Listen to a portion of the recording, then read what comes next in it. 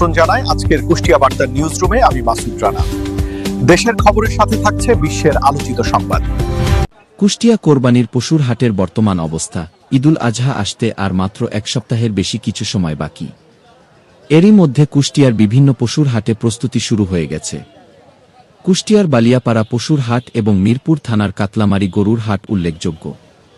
এছাড়া কুমারখালী উপজেলার বিভিন্ন হাটেও, যেমন আলাউদ্দিননগর হাট, প্রস্তুতি চোখে পড়ছে। খামারি ও ব্যাপারীরা ইতিমধ্যে দেশের বিভিন্ন প্রান্ত থেকে এই হাটগুলোতে গরু, ছাগল ও অন্যান্য কোরবানির পশু আনতে শুরু করেছেন। ফ্রিজিয়ান এবং ক্রস জাতের গরুর পাশাপাশি দেশি গরুর চাহিদাও রয়েছে। কুমারখালী উপজেলায় ছোট বড় খামারিরা কোরবানির জন্য প্রায় ২,৪০০টি পশু প্রস্তুত করেছেন। কুষ্টিয়া জেলায় এবার প্রায় ২ লাখ পশু কোরবানির জন্য প্রস্তুত রয়েছে বলে জানা গেছে, যা জেলার চাহিদার তুলনায় অনেক বেশি। পশু আসা শুরু হলেও পুরোদমে বেচাকেনা এখনও শুরু হয়নি। ঈদের শেষ সপ্তাহে বেচাকেনা জমে উঠবে বলে আশা করা হচ্ছে। হাটগুলোতে ক্রেতা বিক্রেতাদের সুবিধার্থে নিরাপত্তা ব্যবস্থা জোরদার করার কথা বলা হচ্ছে। প্রতিটি অনুমোদিত হাটে অসুস্থ পশুর প্রাথমিক চিকিৎসার জন্য জেলা প্রাণী সম্পদ বিভাগের ভেটেরিনারি মেডিকেল টিম নিয়োজিত রাখার প্রস্তুতি চলছে।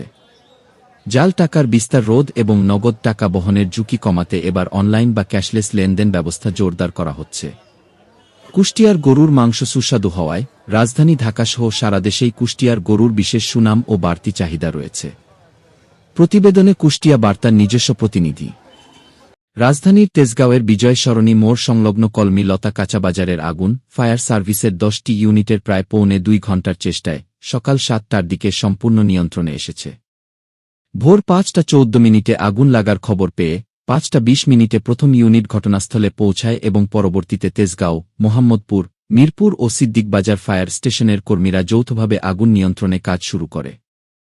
দুইতলা মার্কেটটির নিচতলায় থাকা বেশ কিছু কাঁচাবাজার ও ইলেকট্রনিক্সের দোকান পুড়ে ছাই হয়ে গেছে। ব্যবসায়ীরা পুড়ে যাওয়া দোকান থেকে তাদের অবশিষ্ট মালামাল সরিয়ে নিচ্ছেন। তবে ক্ষয়ক্ষতির সুনির্দিষ্ট পরিমাণ তাৎক্ষণিকভাবে জানা যায়নি। তবে প্রাথমিক ধারণা ও প্রত্যক্ষদর্শীদের মতে এটি বিদ্যুতের শর্ট সার্কিট থেকে ঘটতে পারে। ফায়ার সার্ভিস এ বিষয়ে তদন্ত করছে। আজকের সর্বশেষ খবর এটাই ছিল। পরবর্তী খবরের জন্য কুষ্টিয়া বার্তার সাথেই থাকুন।